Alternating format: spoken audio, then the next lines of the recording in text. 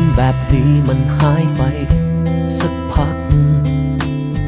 เคยมีคนรักก็โดนเขาหักอก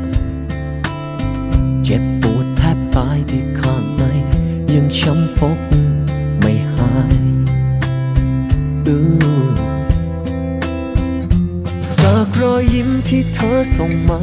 จากเวลาที่เราใกล้กันจับมือเธอไว้ข้างใจฉันแค่นาที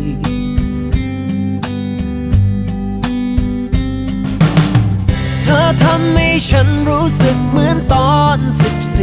14ตอนที่ฉันมีแฟนคนแรกลึกๆข้างในมันหวั่นมันไหวแปลกๆเธอรู้ไหมฉันเหมือน14อีกครั้ง